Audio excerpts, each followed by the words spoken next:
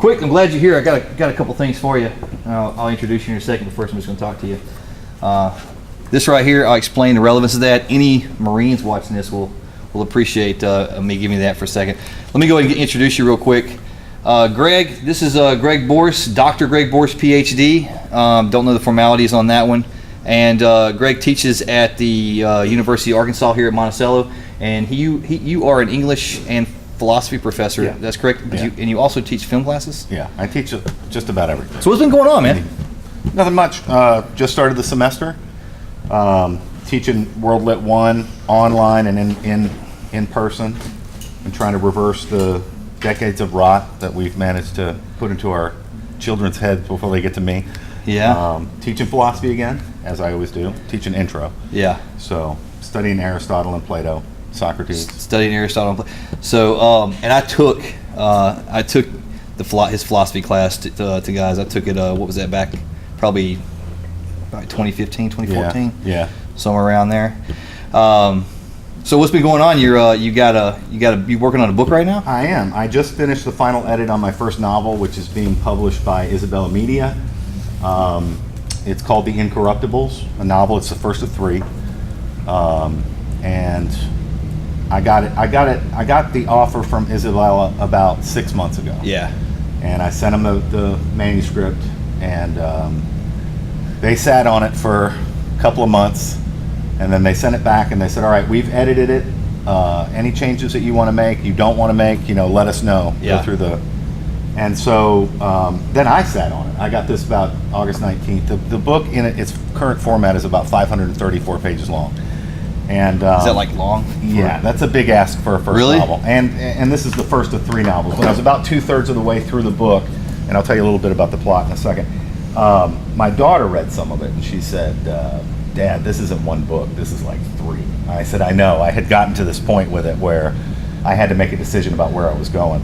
And so the book kind of finished itself. But a couple of days ago, I got an email out of the blue from my publisher that said, hey, we need your manuscript back by September 30th, otherwise it's gonna throw off our production, schedule, which they haven't informed me about at all. So I don't know when the book is gonna be released, but I think it's gonna be released before Christmas. But ironically, wow, that's quick. Yeah, it's coming out very soon, which means I have to write the second one, which is kind of fun. But I was editing it on 2 days ago. Yeah. I got home. I had some free time after school was out. The house was quiet. I started reading, and of course my biggest fear with the book was that I would get it back and I would start editing it, and I would hate it. Yeah. I would think, this is terrible. What am I doing? I cannot possibly. And so I picked up the editing on page 279, and a little bit after midnight, I actually finished the entire book the same day. Do you remember like, okay, so it's probably about the same time, and I think me and you talked about, like, maybe when you first had the idea for the book, Yeah. and I told you I was trying to write one too. You remember that? Mm-hmm. Yeah, so I think we were at a UAM football game. Well, maybe, I don't remember. I know. So I worked on mine for like months, Yeah. and then I just, obviously didn't do crap with it. I worked on it, and I got all this stuff done, and it was kind of complete chaos, and I put it aside. A lot of stuff went on, and I think I may have went back to Iraq or something. I can't remember. But anyway, probably 2 months ago, I was telling a friend of mine, about 2 months ago, I pulled it out of the closet, Yeah. and I read it, just to kind of see what I thought about it. Freaking horrible. Oh. Yes. I mean, it was horrible, dude. Like, I don't know. I was reading, and I was sitting there thinking, I thought about you. I was like, man, I'm glad I didn't let that dude read my crap before, because I thought it was good back then, Right. And someone told me, Chris Wright. Yeah, I remember Chris. Yeah, Chris Wright. Me and Chad had talked to him because we were kind of doing this thing together, and we told Chris Wright about it. And he said, I'm not trying to be cynical to you dudes, but just remember that everyone thinks they have a good book. Yeah. Just don't get too carried away with it. Read it later and make sure it's still as good as you think it is. Well, in one way, that's why I sat on it, because Yeah. I didn't want to look at it. And also, now that it comes out, if there are any mistakes in it, they're completely mine. You know what I mean? I can't Yeah. blame it on somebody else. And I was surprised because as I was going through the manuscript, they said, we've highlighted in yellow what we think you might want to take a look at to see if you want to change. Yeah. You know how many yellow blocks I had in 534 pages? 3. Really? Yeah. So 3? Yeah, and I went to my dean. And like you basically wrote a book in the Bible? Yeah. So I went to my dean, who's also a novelist, and I said, is that normal? You know, because I expected them to come back with, you know, some recommended major revisions. And he said, no, anymore. He said they really want a finished product, and it's not like it was in the old days. So, but the thing that struck me. So what was the old days? Was that mainly? You know, back in the old days, if a publisher picked you up, they had an editor that was assigned to you, and they would take you and they would suggest, hey, your book really is about this. You know, we want you to change that. We want you to change the title. Yeah. And Mark told me, he said anymore. He said they want a finished product. They want to get something out that they can get on. You know, and this publisher. It's a small publisher, but their distribution stream is going to be Amazon, ebook, Kindle, Costco, Barnes & Noble, Walmart, you know, grocery stores. So that's exciting for me. And the fact that they offered me a traditional deal was really big, because I got asked by about a dozen publishers. Yeah. But all of them wanted me to pay them a little bit of money. You know. Yeah, I was going to ask like how it works these days, because it seems like with the ebook thing, like, you know, anybody you can publish your book on Amazon tomorrow. But the problem with that platform, and I don't mean Amazon's a bad platform, is that if you do it that way, then your only platform is Amazon. Oh, okay. The advantage that I have is I'll be on all of them. It'll go to all the electronic platforms, and a traditional deal means that the publisher absorbs all of the costs of publication, and they make their money on the back end. And then my contract says for the first 5,000 books that are sold, I get X percentage. After 5,000, my percentage goes up. My percentage on ebooks and on Kindle and on Amazon is higher than the physical books. Yeah. But I really, you know, the way I thought of it is even though the publishing game has changed, I have this streak in me. It's like the PhD. Mm-hmm. You know, if I got accepted to a PhD program in Texas, ended up turning them down because they didn't offer me any money. And I told my wife then, if I'm not good enough to get into a program that pays me to be there, then I'm not good enough to get a PhD. And so I waited, applied to LSU, and LSU offered me a little money, so that's why we made that move. It was the same thing with this book. I thought if I'm not good enough that some publisher will take an actual risk on me, then that's the market telling me that my book is not, you know, I didn't want it to be a vanity thing, you know. And when I sat down with it on page 279, you know, I looked up again and I was finished reading it, and it was about midnight. And I was like, well, it's good. You know what I mean? I really felt good about it. The book is good. What's it about, man? My first hook for it was, imagine if everything that you thought about World War II was wrong. My book was inspired by an Italian author named Umberto Eco. And he wrote a book called Foucault's Pendulum, where these antique booksellers get together and they forge a book that's supposedly 1,000 years old. And the book, it's like going to create a secret society, like and so they forge it and they make it look like it's that old, and they get a computer, and this book was written back in the 80s, and I read it just recently, like within the last 10 years, but they feed a nonsense code into a computer and have it spit out this code, and it's just nonsense, but the code includes these words that every once in a while these words come out. Have you ever heard of the Bible code? Yeah, what is that? Okay, so before you got to explain that to me, because people are talking about it a lot. It's a way to look at the Bible and to find patterns of reoccurring and or according to a formula. And people who have done it will say, yeah, look at this. The Bible predicted like the rise of Hitler. If you find this word, you know, and stuff like that. So are they trying to like say there's like hidden messages? Exactly. The Bible, the Bible includes every future event that you know it predicts every one. The problem with it is that's like the movie 27. Did you guys see the movie 27? I've seen 27 Dresses. Is anything like that? Because my wife watches that a lot. It's a Nicolas Cage movie where he discovers this code that's predicting the future kind of thing. And one of my students, my philosophy students, came to my class. He said, "Oh, Dr. Borse, you got to see 27. It's so cool." I was like, "Oh, I did see it." And he's like, "Isn't that amazing? I mean, it's like that code really works." I was like, "Well, drive around Monticello today and see how many times you see the number 13. And the next time he came back to class, he's like, "Oh, you're right. If you're looking for it." Okay, yeah, because if you're looking for it, and I know this because of my job, you know, if I'm looking for a car or looking for a vehicle, and it's like I didn't know I never realized how many freaking like silver Corollas there are in this town. Exactly. You know what I mean? But if you're looking for it, they're everywhere. Yeah. And that's kind of like a lot of stuff. You know, if you're looking for it, it's there. But in Echo's book, there's a conversation. So what happens with these guys? They make this book. Then they plant it so that it'll be discovered, and it purports to be a code that links every conspiracy theory in the universe all into one grand. So the Illuminati, you know, the Da Vinci Code, all of the secret societies of the world. This book ties them all together into this grand. And now we're getting into stuff we want to talk about. Exactly, right? and it's completely fake. But people believe that it's real, and then people start getting murdered. And so the whole book is told from the point of view of a character who's hiding inside Foucault's pendulum in a museum in Paris, France, because somebody is trying to kill him, and he's kind of retelling the story of why he's hiding there. But there's a conversation in the book that I thought was absolutely brilliant. Two characters are talking about the Holocaust, and one of them says something along the lines of, you know, if you wanted to erase a people from the earth, there are a heck of a lot easier ways to do it than the way the Nazis went around, you know. And the other guy says, what do you mean? He said, well, look at what they did. You know, they removed from their homes, they stole all of their property, they moved them to ghettos initially, they inventoried everything, then they moved them onto trains, then they sent them to work camps, then they sent them to death camps, and every step of the way, they cataloged everything that they had, even down to the point where when they walked into the death houses, the gas chambers, they said, tie your shoelaces together so that your shoes don't get separated, and hang, and remember the number that's above the hook where you hang your coat and your clothes so that you can get them back at the end. So why would a murderous? Well, you know, that's exactly. Why would they do that? And the character says because Hitler was looking for something that he thought the Jews had.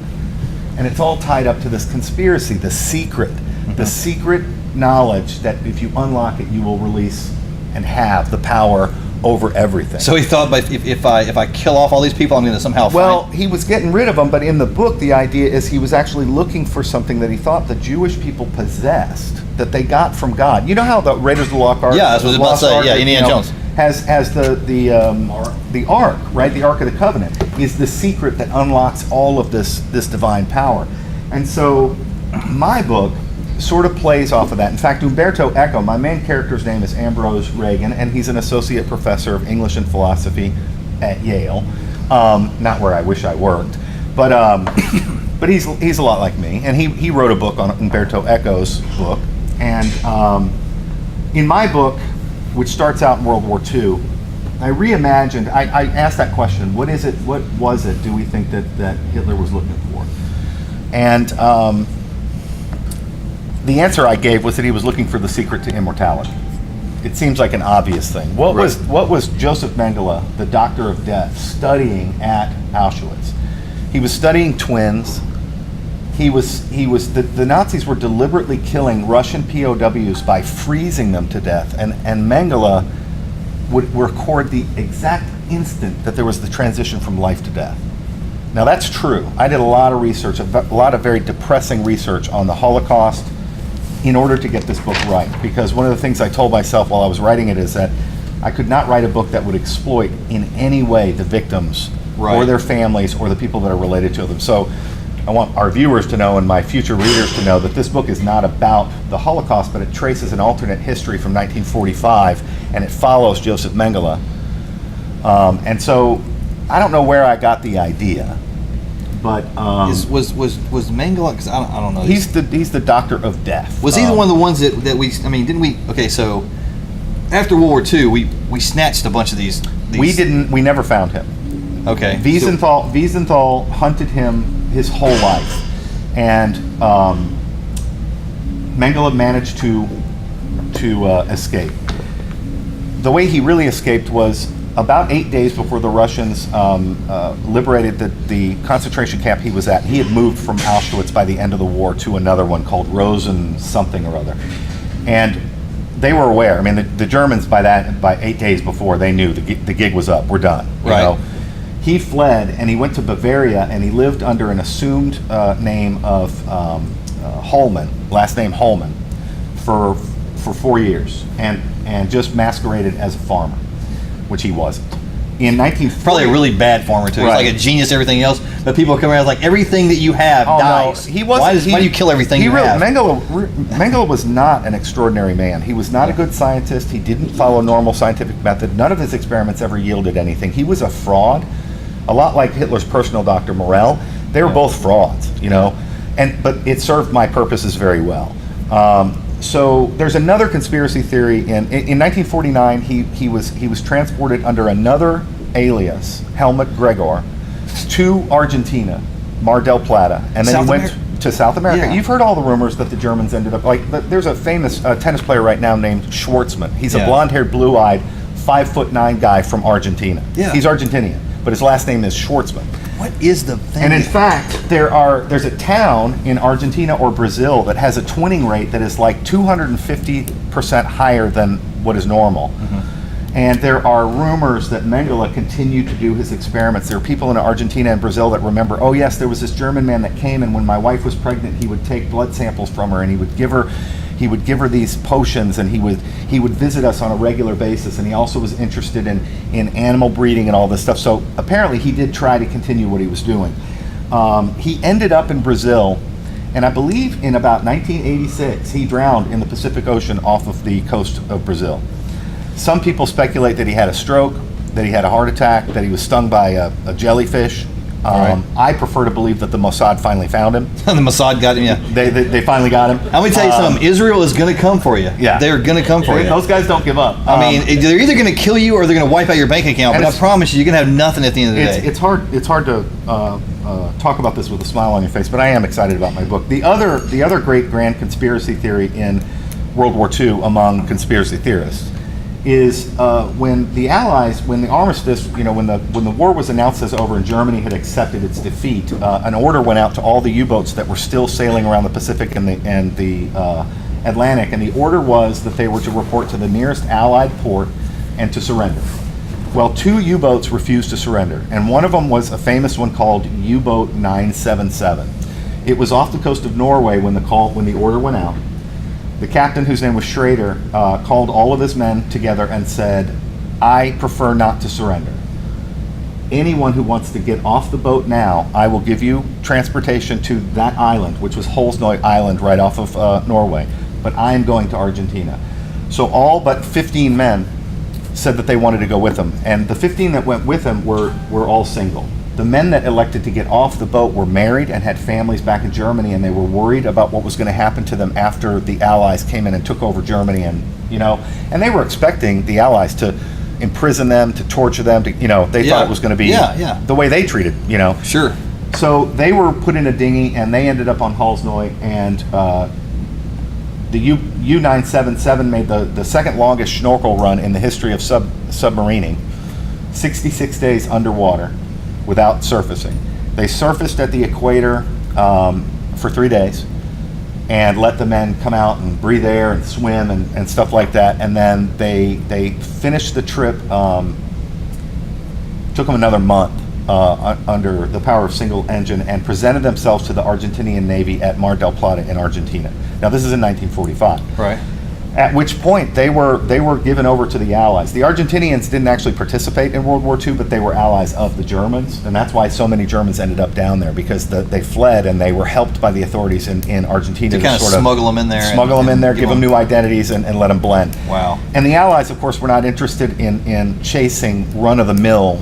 They just wanted the high, for the Nuremberg trials. They wanted the and we wanted some scientists to learn how they did all that. Exactly. But so every conspiracy theorist in the whole world that cares about Adolf Hitler wants to believe that guy did not kill himself in the basement in a bunker in Berlin, but that he was transported on U-boat 977 to Argentina, where he lived out the rest of his days. And you've heard people will say, oh, Hitler was seen in Argentina or in South America years after he was supposedly dead.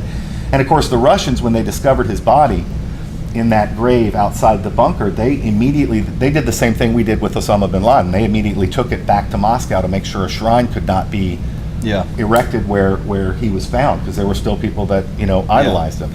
I'm convinced by the historical evidence that the body that they took back to Moscow is indeed Is indeed Hitler. I saw a History Channel thing on it, and Well, it's pretty convincing evidence that they didn't fake it, that he's really dead. I know Tim Kennedy. I don't know if you know who Tim Kennedy is. He's a former. Well, I think he's actually still current, but he's a Special Forces, Army Special Forces guy, the Green Beret, and anyway, he fought MMA, but he had a show on. I think it was History Channel, or I'm not really sure, but anyway, he had a show on. It's called Finding Hitler. Yeah, I think I've seen some of the yeah, and I've seen some interviews on him where he talks about, there's a whole colony of like Germans in South America, and he went to it, and like there's a whole city. He says it's really freaky because he walks in there and he sees. I mean, it's blatantly like New Germany, but not. Well, it's like a little village in Bavaria. Like all the style is completely German. Yeah, there are a lot of communities down there. So in my book, I decided no, it wasn't Hitler that was on USET 977. It was Mengele. And Mengele didn't leave Europe to go to Argentina in 1949. He left in 1945, and they put a replacement home for him in Bavaria. Mm-hmm. And then he went down in which gave him a 4-year head start on the people hunting him, which explains why he was never found, because they thought he didn't get down there for 4 years after. So they started at completely the wrong place and time. But the other question in my book is, well, what was it that Hitler was looking for? Okay, so this we should. Because that's pretty much like what everyone else is going like. All right. So in my book, we have to switch to a different story. The book starts with the liberation of Naples in World War II, which happened this week in 1945. Right. And what happened in the city of Naples was that the Italian collaborators with the Germans, and the Germans had been in control of the city for some time, but people were starting to rebel. And in fact, there's credible evidence that a bunch of Italian children were actually able to defeat a German unit with the help of a single Allied soldier. Although I never found out whether it was an American. He was a Marine. It was a Marine. He had to be a Marine. Had to be a Marine. So probably from 2nd Marine Division. Yeah. So I mentioned that in my book. But in my book, there's the patron saint of Naples is also a Marine. Was a Marine. He was a badass. He was a bishop in the 3rd century during the reign of the Roman Emperor Diocletian, who was one of the worst persecutors of Christian in the history of Christianity. The kind of guy that will light a Christian on fire as a tiki lamp at an outdoor barbecue at the palace. Wow. So he kind of Nero-ish, isn't he? Yes. Yeah. He's as bad as Nero or Caligula. But at any rate, Saint Januarius, who the Italians called Gennaro, he went to Rome to visit some of his Christian deacons and priests who had been arrested and imprisoned by Diocletian. Of course, as soon as Diocletian got word that the saintly Januarius was in town, he grabbed him, imprisoned him, and martyred him. And as with many Catholic saint stories, the story here we get a little bit hagiographic. That is, there's embellishments to the story. But I think that they tried to burn him, that didn't work. You know what I mean? They tried to drown him, that didn't work. So they finally beheaded him. And the story goes that a woman named Eusebia, who was a secret convert to Christianity, ran up when he was beheaded and saved some of his blood in a jar. Well, his body was transported back to Naples, where it is today buried in a crypt beneath the baptistery chapel in the Cathedral of Naples called the Duomo. But until the 1400s, I think until 1389, St. Januarius' head was buried under a cathedral that the cult of St. Januarius built in honor of where he was martyred. So Charles II, I think in 1389, 1405, something like that, decided that it was unseemly that a saint's head would be separated from his body, and he ordered that his head be taken back to Naples and reunited with the body. And in order to do this, he had a facsimile of St. Januarius' head made out of silver, copper, and gold, complete with the bishop's cope and mitre. It's really beautiful. You can go see it in next time you guys go to Naples, go see it. It's sitting in the chapel over the grave of the saint. But Eusebia's blood had also been saved, and by this time it was in what's called a reliquary, a little glass tube. Yeah, I know exactly what. Okay. I just watched the movie Nun. Have you seen the movie Nun? No, I've heard about it. Oh yeah. So the story goes that in the late 14th century, when they processed the head and the glass globe tube with the dried up smudge of blood, in the bottom of it, down the street toward the saint's body, that the blood spontaneously liquefied, turned bright red, and started bubbling. Now, Italians being the personalities that they are, they joked that, oh, St. Januarius is so eager to be resurrected with the risen Christ that his blood is getting all excited. So since that time, the blood liquefies spontaneously 3 times a year. It liquefies in September. It just liquefied last week. It does it publicly. They keep it in a safe. The mayor of Naples has a key, and the archbishop has a key, and it's like a nuclear submarine. They both have to put the key liquefies? in. Yeah, sometimes it's liquefied when they open the safe, but it's always around his feast day. It's always around the celebration of the Annunciation of the Virgin Mother, and the cathedral, the Duomo, is in honor of the Annunciation, and it also liquefies, I think, on the anniversary of the eruption of Mount Vesuvius. What? Yeah. So, and by the way, when Pope Francis, our new Pope, I'm Catholic, but obviously you can tell I'm Catholic because I know all this stuff. But when Francis was elevated to the papacy, on his first visit to Naples, he went to the cathedral, and the reliquary with St. Januarius' blood was on the altar while he was doing Mass and saying his homily, and half of it liquefied in his presence. And that just happened like a few years ago, and the Archbishop was like, "Oh, look, everyone, St. Januarius loves our Pope," and Francis looked over, and it was only half liquefied. He said, "Well, only half. We have to be better." He doesn't like me that much. Yeah, he doesn't like me that much. We have to be better. So there's the hook. Partisan blood. I fell down one of those rabbit holes where I was. These saints are called incorruptibles. What does that mean? It means that for some reason, after they die, a part or all of their body simply will not decay.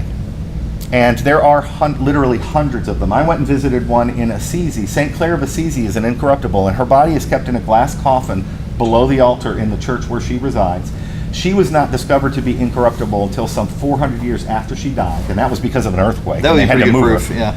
But I went and saw her, and while her skin is black because when it was exposed to air, right, she looks like she's asleep, And there are others. You guys can go on Google. I know you're going to. Oh yeah, I'm probably type in incorruptibles, and they're doing it right now behind the camera. They're like, this guy. No, he's not. Yeah. There's another story of another saint. I always forget her name, but she had written in her journal. She was a French nun, I believe, that she had prayed that Christ give her just a little bit of the pain that he felt on the cross, and she reported in her journal. She didn't tell anybody else. They discovered her journal long after she was dead, that she had a searing pain in her heart at that moment that never left her for the rest of her life. Well, she's another incorruptible, and couple of hundred years after she died, it was discovered that she was incorruptible. So when the church discovers these events, they don't call them miracles. They don't say that you have to believe in them. You know what I mean? They're not required as part of the faith. They say basically, if it helps you to reach salvation, well then it's good. If it doesn't, then ignore it. Don't. But in her case, we always do the same thing. Catholic Church always tests it. They always try to find a scientific explanation for why this might have happened, rather than jumping on the bandwagon that it's some sort of sign from God. They always do that. In her case, they took her heart. They took her heart out, and it's a 400-year-old. Yeah, heart. And you can see it, and it's still there. It's got scar. It's got scar tissue in the shape not of a cross, but in the shape of Christ's body on the cross. You look at that scar and you can see his head lying down. You can see his arms outstretched on the cross, and it's scar tissue. Really? In her heart. And I think I read somewhere that they determined that the scar tissue was around a splinter of wood, which believers believe is actually a wood from the true cross. That was the gift that Christ gave her. Now, you guys don't have to believe any of it, but I think this stuff is fantastic. So I think it's awesome. I'm going to spend like the next 4 days. Here's a problem with me and stuff like this. You tell me something like this, so I go to YouTube and I start with this, and then 3 days later, I'm knee deep into how dogs are secretly taking over the world through the Illuminati. Exactly. That YouTube tunnel. Be careful. So my book begins with a young Jewish convert to Catholicism racing to the Duomo to save the liquefied blood, because get this, Casey. The Allied liberation of Naples happened during the week that the blood would have been liquefied in 1945. When I found that out, I was like, this book wants to be written. Okay. So the book begins with a young Jewish man who's converted to Catholicism, who wants to become a priest. His name is Enzo Shlomo, and I love him to death. And he's running to the Duomo because he wants to make sure that the reliquary with the blood is not damaged or stolen during all the chaos of the war. And when he gets there, he discovers that the reliquary is still liquefied. And he takes it from the altar and he tries to get out of the church, and he is apprehended by German officers who take the reliquary away from him and kill him.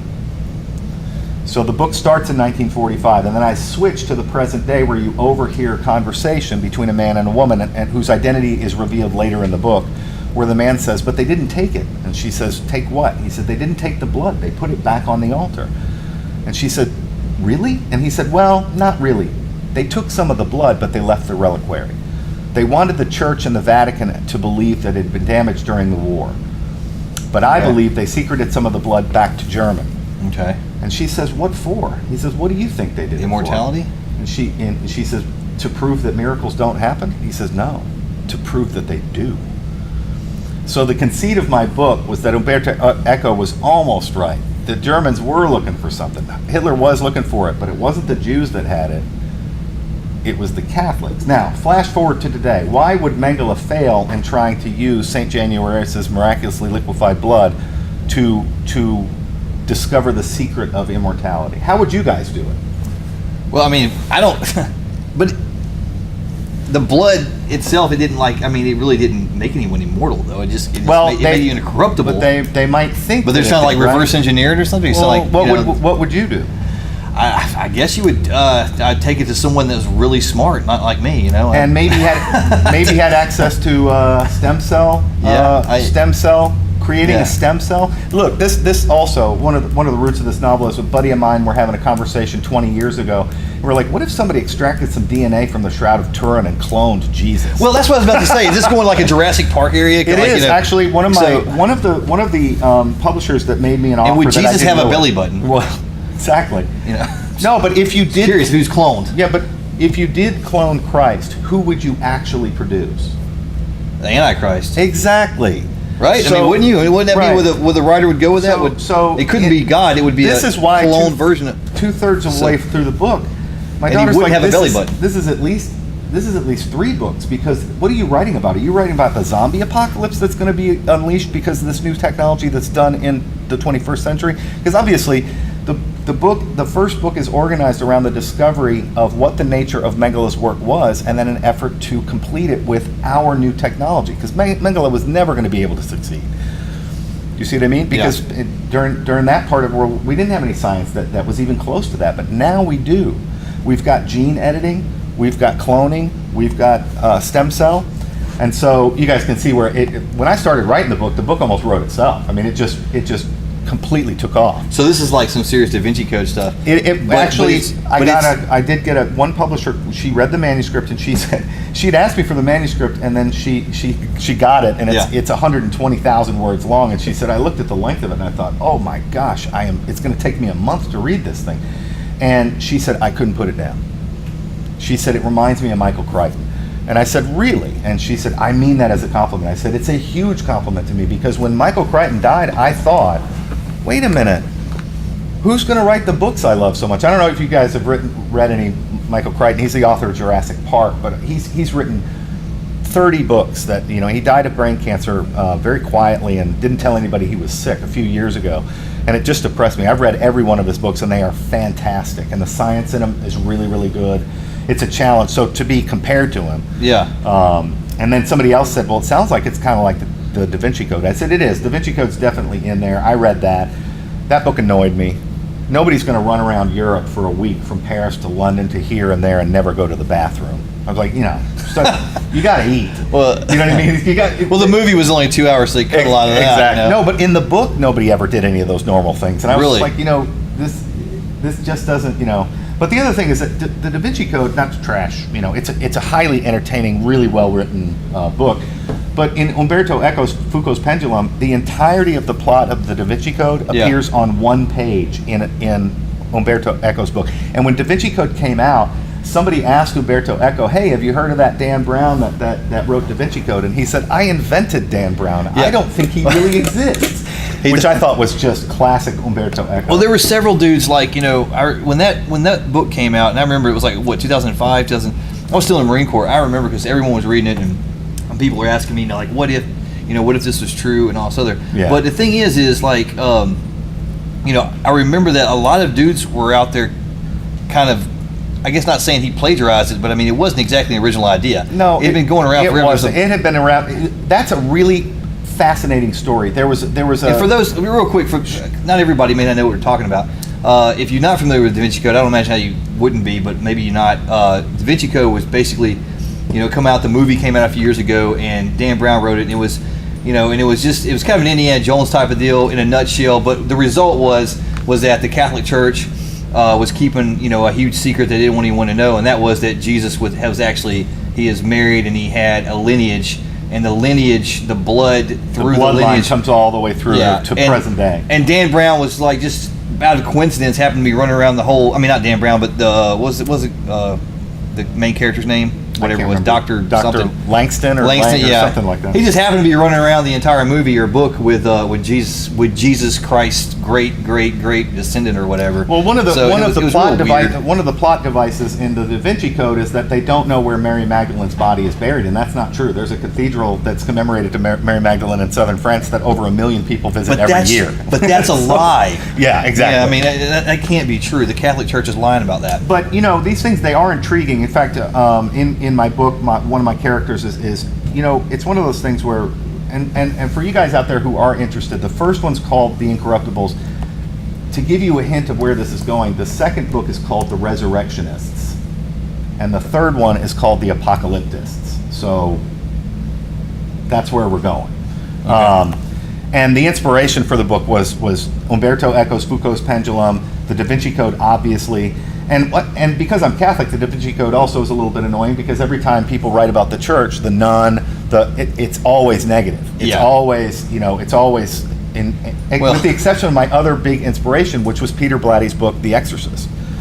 Right. Which it wasn't which negative. I had never read. In fact, I was too frightened to read it. But I went back and wrote it in preparation while I was writing my book. Also a book by C.S. Lewis called That Hideous Strength, which I went back and reread to make sure I wasn't accidentally copying, because there are elements of overlap in those books. But yeah, so for you guys who are interested, maybe next time we're on, I'll have a release date for this book.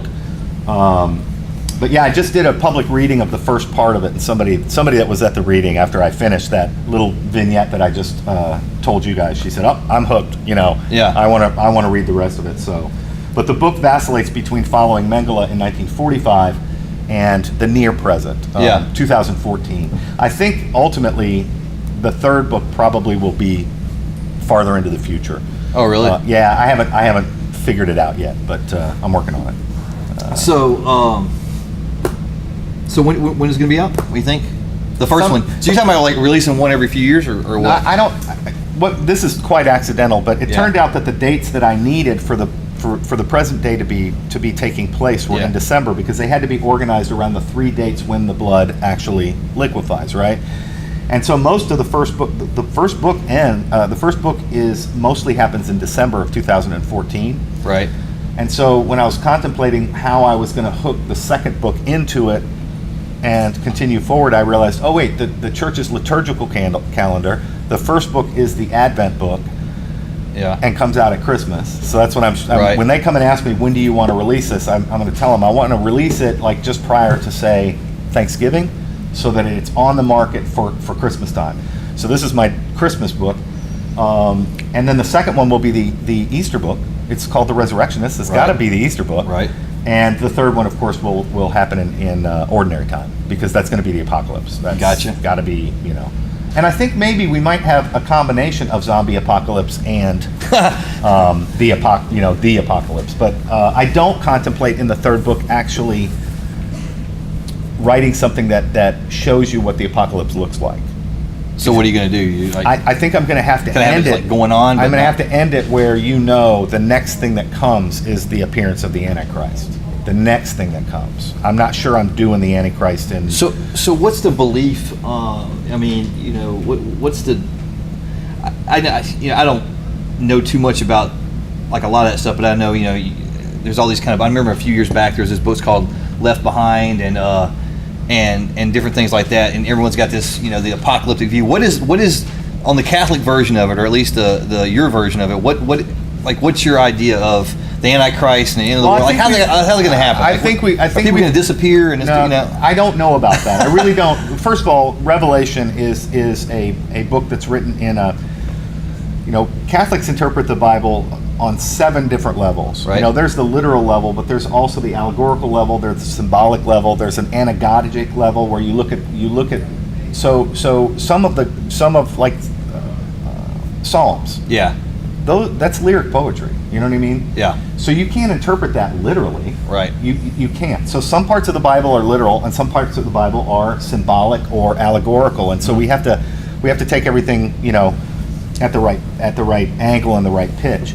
My contention, though, is, and this is the Catholic view, and I'm not an expert, by the way, just intensely interested. Well, you're better than me. But the Catholic view is my view is way out there. The Catholic view is that when Christ lived and died and resurrected and ascended, that public revelation is over. There is no more revelation from God. I gave you the flood. I gave you the 10 Commandments. I gave you all the prophets in the Old Testament. Right. I finally gave you my Son. If that's not enough, right? Right. Well, what that means to me, and this is not the Catholic Church teaching, this is just me. What it means is that we have been living in the end times the entire time. Since the ascension. From the moment that Christ ascended, it's been the end times. And there have been a series of antichrists that have appeared, because the Bible doesn't say there's going to be one. It says there's going to be a lot. Right. So which one's going to be the one? You know what I mean? And by the one, because it's Halloween, so we're gonna get some creepy stuff here in a minute anyway. So by the one, are we talking like the devil personally, like incarnated? I mean, is that where they're the way that and he mentioned or put up a sign, said, what about Fatima, right? The signs from Fatima. Interesting story. I was introduced to my wife by her roommate who is blood related to the children of Fatima, and Kathleen got to go visit her. I guess it would be like second, third cousin in Portugal. Got to sit on the outside of her. She's a cloistered nun. Real quick, let me interrupt you, because there's a lot of people that have no idea what that is. Real quick, could you give us an idea? What is Fatima? In the early 20th century, there were 3 children in a Portuguese village that Mary appeared to, and they reported it, and everybody said that they were crazy, and Mary was giving them messages, telling them, I want you to tell people to pray the rosary. I want you to, Right. So they were ultimately vindicated, because there was a miracle of the sun, I think, of the sun at Fatima.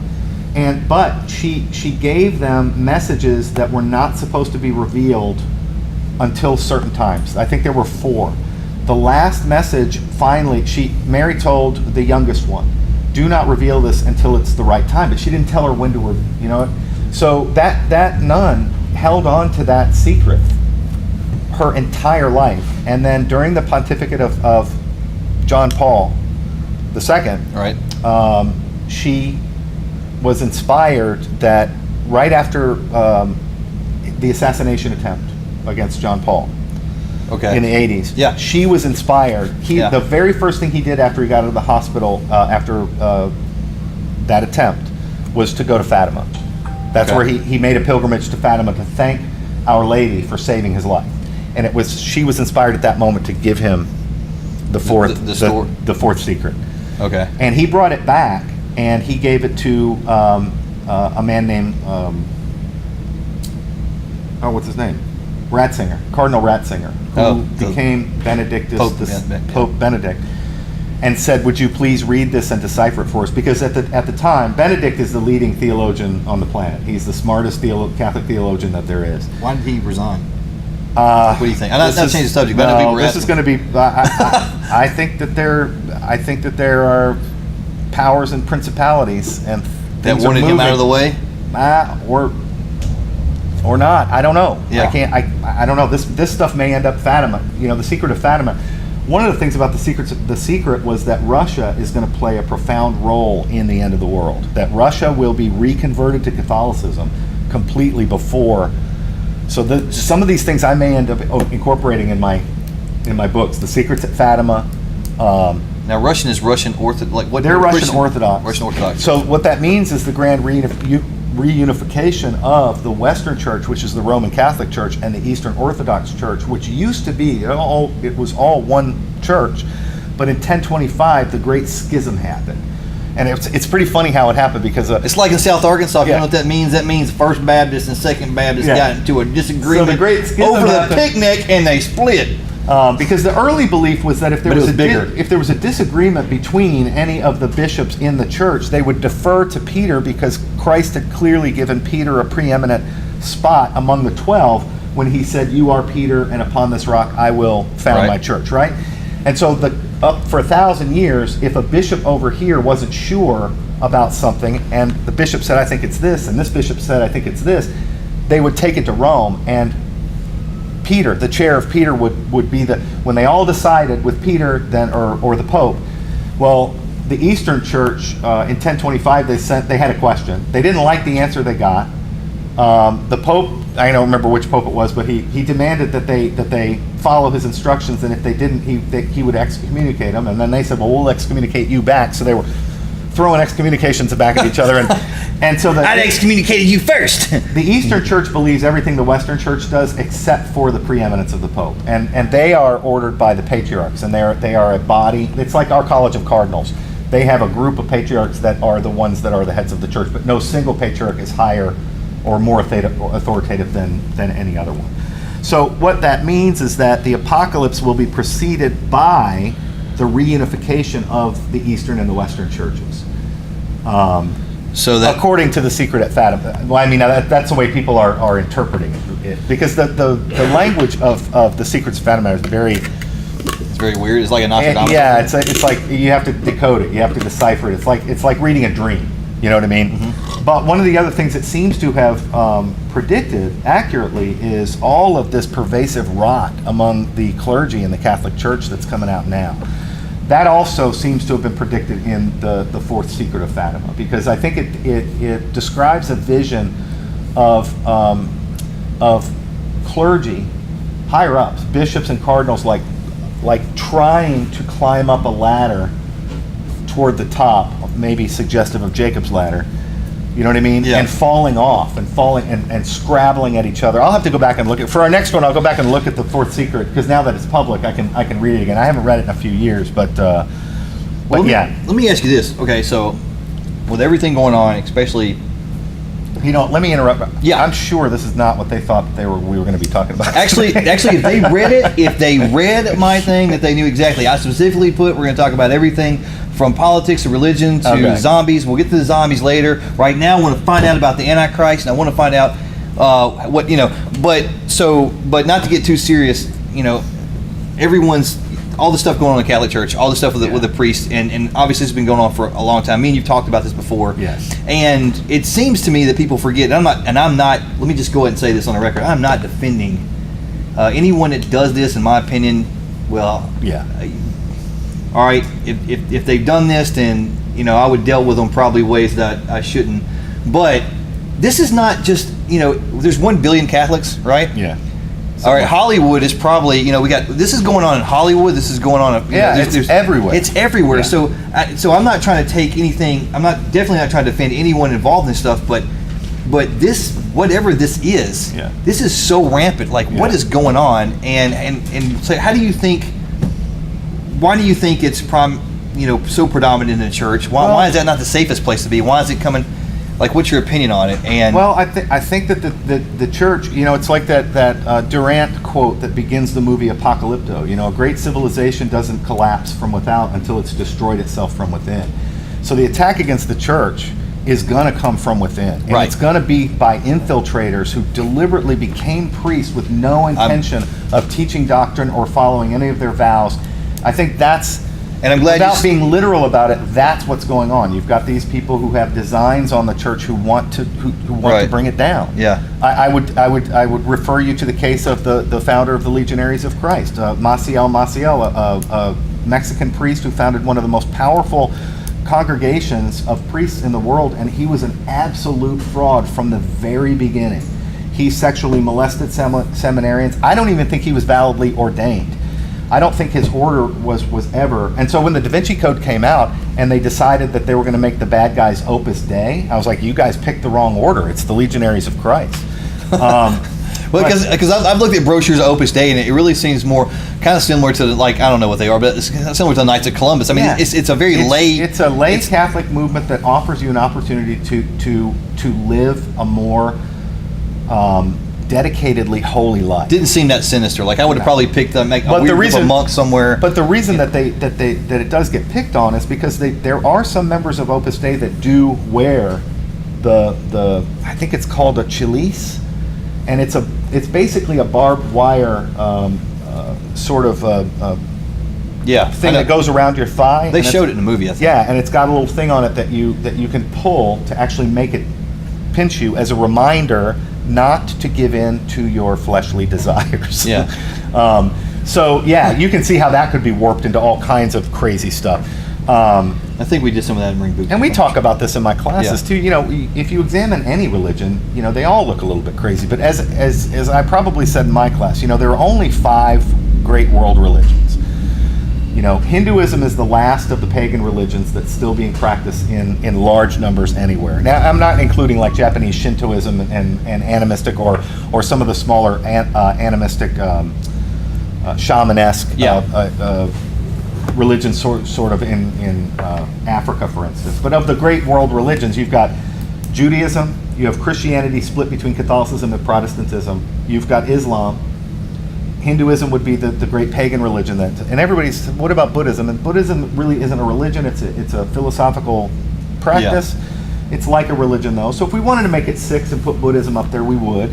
But the Chinese believe that the entire universe is divine. So their practice is alien to Western sensibilities. But anyway, so we could put them on the list. And then the last of the great world religions, of course, is secular humanism, which is atheism. Boom. How many times have we talked about that? I'm totally down with that. Now, but here's what they all have in common. Yeah. They all each believe that they are true, which means that if Judaism is right, all the other ones are wrong. If Islam is right, all the other ones are wrong. If the Catholics are right, the Protestants are wrong, and everybody else is wrong. If the atheists are right, everybody else is wrong.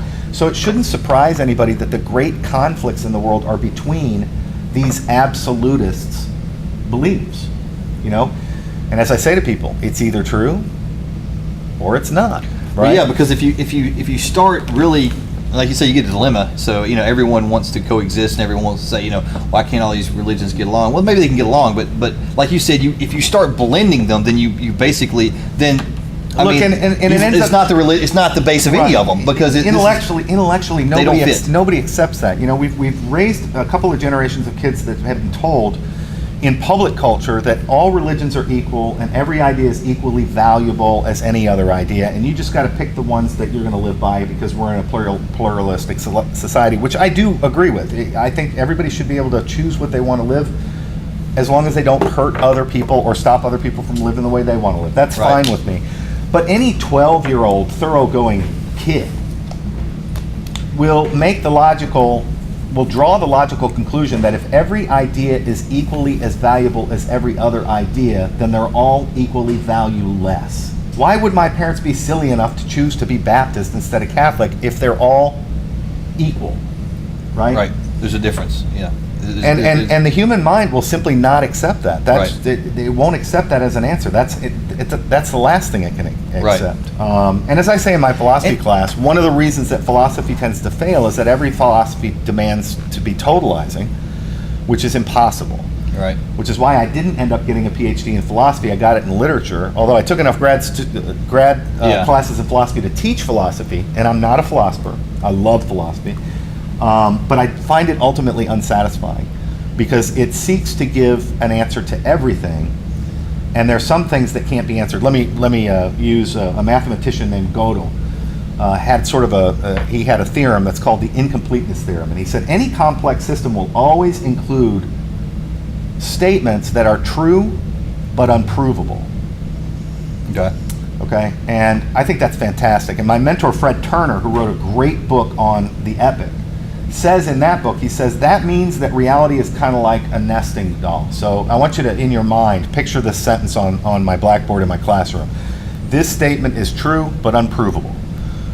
Now, if you look at that statement, that's exactly right. That statement is true but unprovable. Right. But I can put that statement in quotation marks and then put this statement is true but unprovable is unprovable. Correct?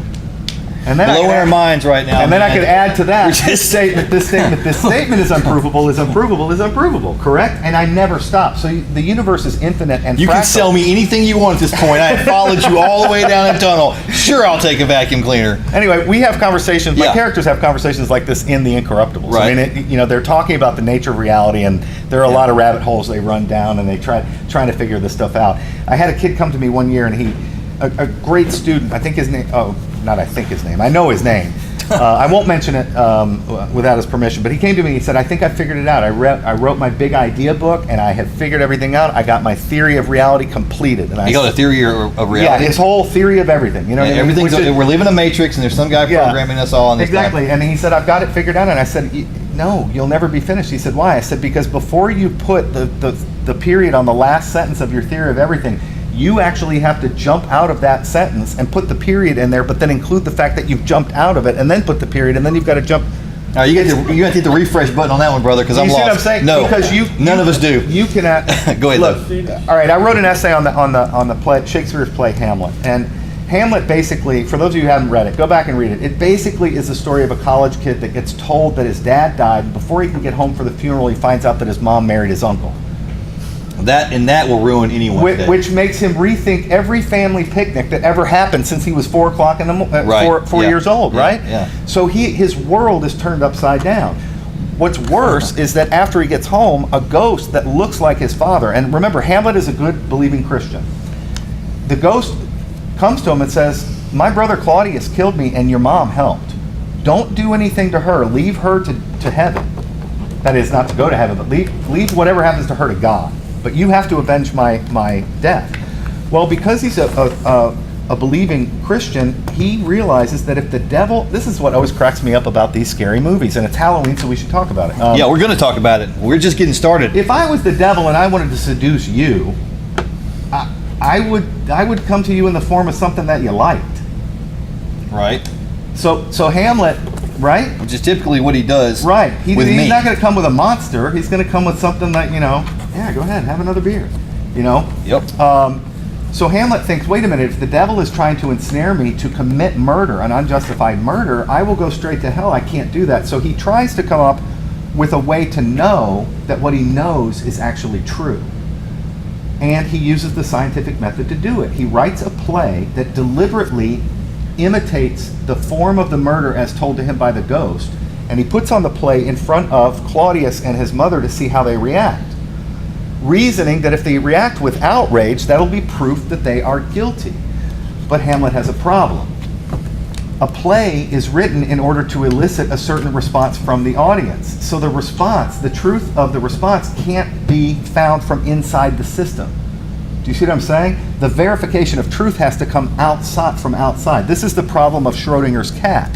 If I put What a is cat in Schrodinger's cat? Okay. Schrodinger's a physicist. If I put a cat in a box with an isotope that I know has a half-life of X number of years, and when the isotope, when its half-life is over and it releases its radiation, it'll kill the cat. Well, as long as the door is closed, is the cat alive or is the cat dead? Or does the cat wait until I open the door and then it instantaneously becomes a dead cat because that's what it's supposed to do? Do you see what I'm saying? So it's the problem of observation. Is observing the truth or the thing that we're observing actually changing the thing that we're looking at? What was the physics thing? Matt, maybe you know what I'm talking about. Where they observed, what was it, the particles or something that Sorry. Yeah, it's CERN, but the particles were reacting to being observed. Like they were Yeah. going through, and then Yeah, I have to look that up. I have to look Einstein at- called it spooky action at a distance, and they've proven that it is true. You can stimulate a photon on this side of the room, and you can get one on the other side of the room to react as if it was stimulated. That's what I'm talking about. Well, that's because Explain that. that's because Universe. on the other side of the universe. That's because light is a particle and a wave at the same time. It's a probability. So, like, I do this to my students in my classes. Like, if I flip a coin, what are the chances are? What are the chances it's going to be heads or tails? What's everybody always say? 50-50. No, it's not. It's always 100% whatever it turns out to be. That's why Okay. That's why it doesn't matter, and that's physics. Because what happens when I flip the coin is a probability wave opens up, Yeah. And anything that possibly could happen as a result of my initiating this action actually it's on the table, right? A bird could fly in here and swallow the quarter while it was still in the air and then fly out and poop it out, and then it would land in the crook of a tree and be on its edge. This is why in Hitchhiker's Guide to the Galaxy, when they went into hyperdrive, their spaceship turned into a whole bunch of different comical things, because the probability wave opens up and anything can happen. But as they get closer and closer to the target of what is going to happen, all the other possibilities begin to disappear backwards in time as if they never existed in the first place. So now we can talk about time machines. That's simple. I got that. You got that? Yeah. So what's true is true, regardless of what you think it is. In the end, the truth is the truth. Well, you know, it's kind of like we talked about that today, because the Brett Kavanaugh stuff is going on, and all of that is so fraught with trying to determine what the truth is extremely important. And we've got people running around saying, well, truth is subjective. Well, sometimes it is. Okay. Right?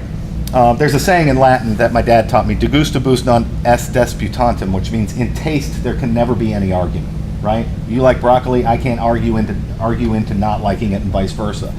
But the internal combustion engine is not a matter of taste. I can't decide that my engine can run on sugar water because I don't have enough money for gas. It's not going to cooperate with me. Descartes actually, even if gasoline offends you. Yeah.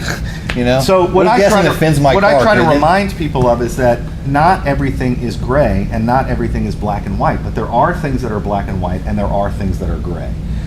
Do you see what I'm saying? Yeah, I see. I got you. I'm with you now. Physics seems to be, in one weird way, kind of gray and black and white at the same time, because during the great age of reason, we go on, and this is what Shakespeare was anticipating with the great scientific revolution. We would seize the idea that we could be certain, and we entered into one of the most doubt-filled ages that humankind has ever gone through, because we believe that we can do everything. Whereas in the Middle Ages, when people had faith in God, if there was anything that happened, and we have a caricature of these people right from the Middle Ages, that they believed in witches and they were superstitious. It's not that. Pious pagans who really believe their religion, pious medieval Christians who really believe what their religion teaches them, when they're confronted by something that they can't explain, their answer is, oh, that's part of God's plan. And they go on about their business. Do you see what I mean? It's right. Explained as part of the plan, and they accept the fact that some things are not revealed to us. Some things we're not supposed to know. It's a need-to-know basis kind of thing, right? Right. Modern science says there is no thing that cannot be seen, that cannot be known, that should not be investigated, that shouldn't be manipulated. Do you see what I'm saying? Yeah. And so Michael Crichton really inspired me in his books, where in Jurassic Park, for instance, you remember the Jeff Goldblum character in Jurassic Park? My favorite. He's always looking for the next ex-wife. Yeah.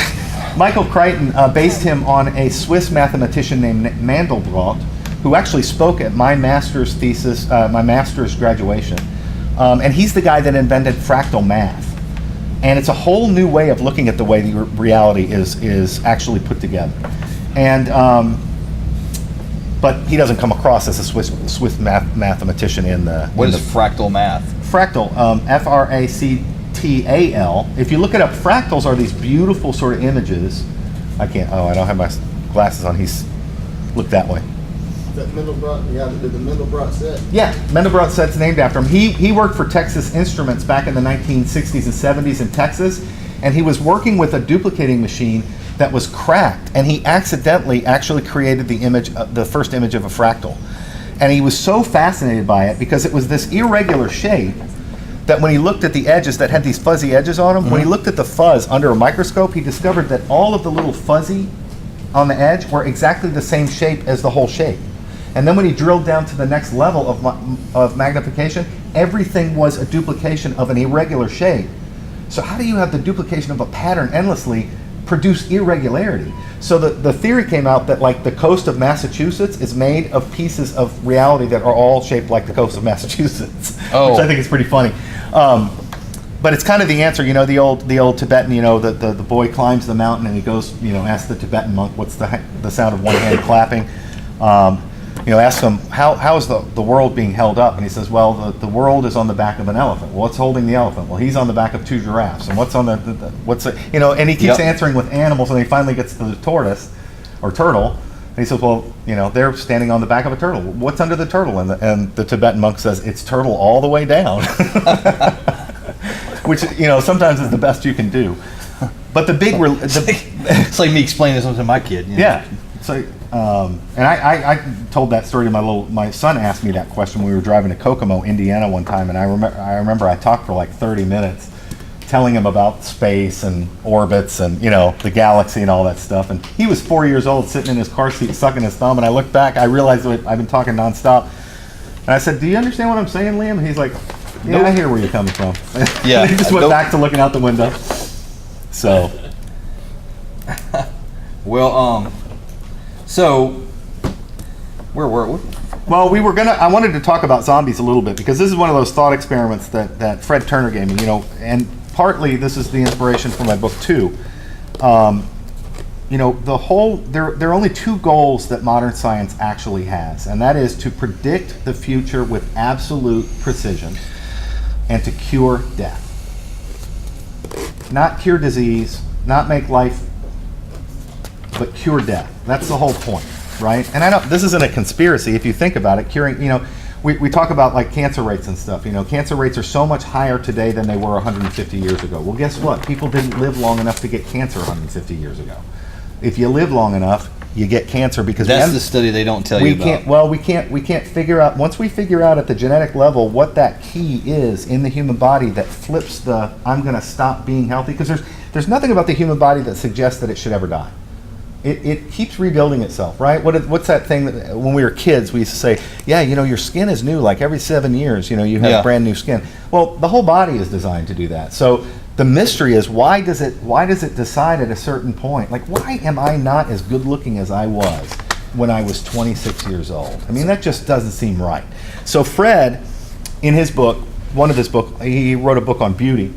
He posited this thought experiment. He said, what would happen if we did cure death? How would the world change? Well, I mean, if we cure death, you're just talking about the natural death. If we cure death, we just kill each other anyway. I think that's true. But I asked my students to walk themselves through this thought experiment. Think about this. What if Mark Zuckerberg came out tomorrow with a free pill that would allow you to remain the age that you are right now and never die of natural causes? Now look, some Yahoo kid is going to take the pill and think he's immortal and jump off a roof and kill himself, and they're going to be like, damn it, Brian, we told you it doesn't work that way. Right. So you'd have the immortality of elves from the Lord of the Rings. You couldn't die of disease, but you'll never grow old, but you could be killed, you could be destroyed. So I asked my students, how many people percentage-wise on the planet do you think would take the pill? Would it be a large number? And they say, yeah, I think it's probably over 75%, 80%, 90%. And then I ask them to think about what kind of person would choose to die. Well, invariably it would be religious people. It would be people who believe that God said, no, this is the way the world is, and that's not what I told you that you're supposed to do. And so those people would be immediately ostracized from the dominant immortal culture. Because if they went to the mall, people would look at them and say, what is wrong with those freaks that want to die? So they'd be like the Quakers in Western Ohio, you know what I mean? They would, and the Mennonites, they'd go off and live in their own communities, and they'd be in horse and buggies, and they'd have the funny looking clothes, and they'd be old, and they'd have cancer, and they would suffer, and people would think they were nuts, right? And so they would be ostracized. And then you'd have a whole bunch of young people that would take the pill, and they'd be like, woo, woo. I think they'd party for I don't know how long, right? And then I asked my students, well, when would you wake up from your hangover? Never. Like, what do you mean? I said, when would you realize that a huge trick has just been played on you and there's nothing you can do about it? And they're like, what are you talking about? I was like, I already have my PhD. I already own everything. I already have tenure. I took the pill too. You think I'm ever giving up my job so that you can move away from your job at Easy Mart? You just made yourself a slave. And oh, by the way, the pill also sterilized you. So the youth would be disenfranchised. They'd be killed. The people in power would have to go for the young ones who would, and the rule would be, if you want to be in this immoral universe, you got to do what I say and play the role that I say, because I already have the power, and I'm not giving it up. Death is the great civilizer of human beings, and the Greeks saw it as this. Prometheus gave us the gift of the knowledge of our death, but he didn't tell us when. Because here's the flip side of that thought experiment. if everybody knew the exact moment and circumstances that they were going to die, a significant proportion of people would just say, screw it then, I'm going to do whatever I want, right? If you know you're going to die at this, and you've only got this much time left, you would become complete. You would take what you wanted. You would do what you wanted. You would not follow any rules. We wouldn't have people driving on the right side of the road. It would be complete anarchy. And I'm telling you, the day that they defeat death, the bombs are going to start throwing, because the dictators in the world aren't going to go ahead and say that Putin can be in charge. They're not going to say that Trump can be in charge. They're not going to agree to that, right? So it's going to be all-out war. Actually, you might be hearing my third novel. You know what I mean? Well, because the powers that be because I'm recording this, I'm not just hearing your third novel, I'm writing your third novel. It's also known as my first. No, but so when we study ancient literature, we listen to the Greek myths, and we see that the Greeks, they realized that death was the great civilizer. It's what actually sets us apart from the animals. Animals don't know that they're going to die, so their behavior is barbaric. Often beautiful, but it's cutthroat. Like insect world, viral world, bacterial world, it's kill, kill, kill, kill, kill. This is what Crichton knows. He would put a lens on nature, and then he would focus that lens down to a level that we're not normal, and he would erase the Disneyfication of the chipmunk, and show you like raccoons are vicious. They are some of the most vicious animals, that there are. But and I think that also explains why, for instance, animals in the wild live really, really relatively short lives, because they're always under stress. They're always thinking that they're going to get killed. They're always thinking that they're always looking for a meal. They're always thinking, and under those circumstances, you can see why your lifespan would be, short. So I think, the defeat of death will be a catastrophic thing for humankind. It will not be a good thing. And so I tell my students, you better hope you're not alive to see that come, because man, it's going to be bad. That's my your thing? So speaking of death, because we are in Halloween season. That's right. And I did give you a heads up on this. All right. And all that was a segue into the next thing I'm going to say. And okay, so creepiest movie of all time. Creepiest movie of all time. Creepiest. Like, so I have a huge hard time finding movies that creep me out. Yeah. So I watched. We went to see Slender Man. All right. I didn't see it. Do you even know what Slender Man is? No, wasn't it kind of a meme? And it's people kind of some girls actually committed a crime because of Slender Man. Yeah, don't butcher me on this one. As far as the explanation of it, if you Google it and find out I don't know what I'm talking about, which is really happens a lot. So Slender Man is. Basically, I think there was some type of competition. I don't know if this is on the regular web or the dark web. I don't even know what the dark web is. I just hope I don't end up there. Okay, but because I watched something the other day and it scared the crap out of me about the dark web, and I was like, I don't ever want to go on the internet again. Yeah. People logging onto something and someone's steals their liver. But Slender Man was this thing that there was a competition on some website. I think it's called Creepypasta or something to that effect. And they were just basically telling people to come up with something freaky, and somebody did. And I think maybe they started it by superimposing this weird looking skinny, no-faced. It's kind of like Lord Voldemort from Right. Harry Potter, but except without a face. Yeah, without a face, and maybe on a no carb diet or something. Right. It's really so. It was and it is creepy to look at, but it's still just a stick dude. And my feelings on zombies, and if I get really afraid, I'm going to attack something. That's why I wouldn't be scared of a zombie. I'd rip them apart. But Slender Man, so it's all over. They started kind of superimposing it on different sites, and then I think it was kind of become a game that put it in pictures and stuff, and then somehow everything else, it took on. Reality. Kids started to be a life of its own, and then just right now, if you go on, there's people actually believe this thing. And in the movie is a typical crap. It's like The Ring. Mm-hmm. It's been remade over and over again. It's always the same stuff. It's always a bunch of It's always a bunch of kids. They get together and they break the Ouija board out because they're not supposed to, or they look in the mirror and they say the magic words. In this case, they do the Slender Man, which is basically, I think, kind of what they did. They weren't supposed to say whatever it was, and they all did it, and then Slender Man is hunting them down the rest of the movie. Oh, okay. And then in the movie, no one knows when Slender Man started, but you can Google it, and you can actually go to the website, I think the IP address and whatever. So that's what... that's kind of like Blair Witch. It was... You know, Blair Witch, it's funny, the year before Blair Witch came out, I was driving thought it was between, well, I was driving between Baton Rouge to Houston, and I got behind an 18-wheeler, and there was something in the dust on the 18-wheeler that was some kind of like witchy looking symbol, and it said Blair Witch Project. So when I got back to Baton Rouge, I Googled it, and then when the movie came out, I was like, oh, that was brilliant. You know, they planted the seeds on the internet of this Blair Witch thing before. But I went and saw that film, and somebody asked me what I thought of it after it was over, and I was ask like, me too, because I've got I can tell you what happened. well, this was my mini review. Okay. My mini review was, God, that was an awful lot of trouble to go to film something that I heard as a spooky story when I was in the 4th grade at summer camp. Oh, did you? That's a summer camp story. That's all that is. I never heard that at summer camp. I went to a different summer camp. But it's always the same. You know, Yeah. did you know that down the road there's a witch. an old insane asylum that's Yeah. closed down, and there's a, you know, and so then you scare the hell out of the kids, and then it turns out to be true. And look, I think all of these kinds of movies are really, really great fun. Yeah. Well, it reminds me of my Facebook review of Inception. It was Dear Inception was- Inception. yeah. I fell asleep on an airplane one time too.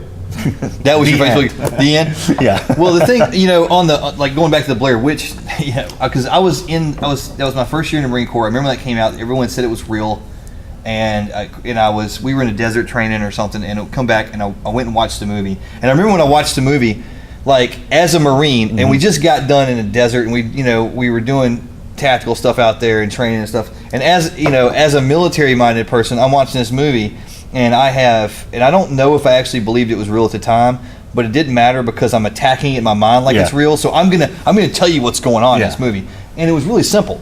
All right, these kids went to the woods. All right, and there was a crazy person that lived in the middle of the woods, like a family, probably inbred or something. You know what I mean? Yeah. And if you paid attention to the movie, like they got lost, they had no sense of direction, they didn't have a map, someone threw a compass or something in the river. And what do you do when you're in the woods? You go in circles. And they inevitably were walking in circles, it seemed to me like, and they got to the center. Right. And then at the center, and it kept warning them, like the crazy people in the woods kept leaving stick things saying, leave me alone. Yeah. But they wouldn't go away because white people don't do that. We have to go investigate Well, now wait a minute. the monster. Yeah, before you go on with that though, but that's what I'm talking about with the modern man. He can't not know. Right. That's Even if he knows it's... So I teach film. So do you see how what horror movies do is they tap into our collective anxiety about our rapacious desire to know. I just showed Psycho. It is always about knowing. Yeah, I just showed Psycho in my film class, and I said, don't you realize that the movie is completely motivated by what people know and what they don't know. That's film noir, but it's also the horror genre. It's always about our need to know. Sometimes it's better not to know. I had a friend that told me one time when I was overseas, and he worked for a group that keeps secrets a lot. Anyway, he said that he says the crazy the thing about a secret, and I said, what's that? And he said the thing about a secret is everybody wants the reason why people want to know a secret, and he said is because it's a secret, right? Yeah. Everybody wants to know something that no one else knows. He said, but the problem with a secret is everyone also wants everyone to know that they know something that they don't know, which is why you can't keep a secret. Yeah. The old saying that, if the only way to keep a secret between two people is both of them's dead, he said that is actually tradecraft, because the thing about it is if I have a secret and you want to know it, the only reason you want to know it is because you think no one else knows it. You want to know something that it's power. You want to know something that no one else knows. But at the same time, that's not good enough. Right. Because you're going to go tell someone, you're going to go, hey, dude, check this out. Because someone has to know that you know that. And then inevitably, what do you get? What's always the saying? I'm going to tell you something, but you can't tell anyone else I told you. Right. And that thing has been going on for that's how everyone in town knows it, and it's all like everyone's just waiting for that one person to say something, and then everyone else everyone knows. One of the things that the internet actually ruined was the chain rumor, and it always, back before the internet, it always started the same way. And I remember when the serial killer was running around killing women in Baton Rouge. This is right before I left. And this is real. This is real. Rumors start as a result of that, and people had heard. And Baton Rouge at the time, this is pre-Katrina, so Baton Rouge wasn't as big as it is now, but it was still about 800,000 people, and or maybe I'm exaggerating that, but it was the capital of Louisiana. But I always call it's a big little town. You know what I mean? Everybody knows everybody in Baton Rouge. Everybody knows what everybody's doing. Everybody knows where the bodies are buried. And you would hear rumors like, oh, it was a guy in a white truck, you know. So all of a sudden, everybody's talking about white truck, and now everyone's seen a white truck because exactly, they're everywhere. Exactly, because they're a white truck. And then it turned out that the serial killer was an African American male, which is very rare when it comes to serial killers. You know, that was a surprise. His MO, he killed college girls, he killed middle-aged women, he killed a black woman, he killed white. You know, he had no. Like, he confounded the profilers because he just didn't have a pattern that he would follow. Well, now the internet, the way that you can tell something's in sort of one of these chain rumor things is they always start the same. Hey, my sister told me that a friend of hers said, and that's the key right there. That means everything that follows is completely a rumor and is not true. But the internet has snipped that off. And how's that? Like, what do you mean? The internet simply posits the story without the chain of provenance attached to it. Yeah. So you don't have a clue as to where it came from, which means you don't have my sister heard from a friend of hers that her cousin stopped to get gas, and then she heard on the radio that somebody had escaped from the prison, and so she was really scared, and then she was driving, and then she stopped at another store, and she gave the attendant her credit card to run her to pay for her gas, and he tapped on the window and said, "Can you get out of the car because we're having trouble with your car?" And she did, and the guy started shooting into the back seat because the escaped convict was back there with an axe, right?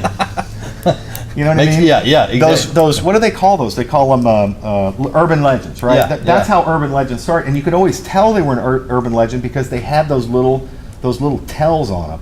But the internet memes, it's like these fake stories that are running around. They don't have any provenance with them, so you can't immediately tell.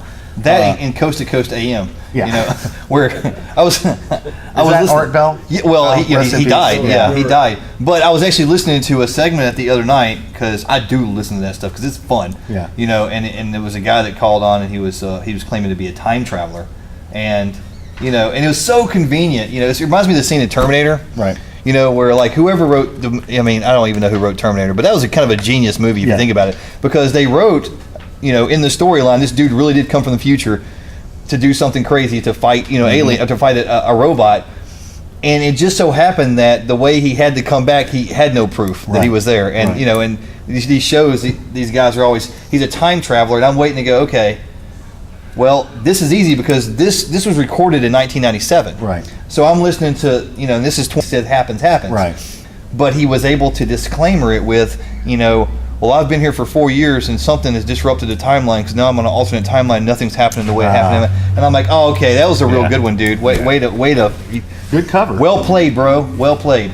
And the Mandela effect. Yeah. I just got a thing on that. Like, what's your? I mean, you know what I'm not familiar. Okay, so the Mandela effect is. I got to make sure I'm good because this is crazy. Because this really is freaky to me. Because I've seen some things that I'm like, yeah, I do. That is the way I remember it. So the Mandela effect is like it's a phenomenon to where there appears to be like a great group false memory. All right, oh, okay. I'll give you the common example. The common example is there was a movie back. If you get that, we're like whatever. Are we? Yeah, we're not on the Daily Show here. Oh, I just missed it. But the common one is that there's a movie, and it was back in the 90s. Here she is again. Hang on a second. Yeah, you go ahead. I'll just talk to Matt here. Hey,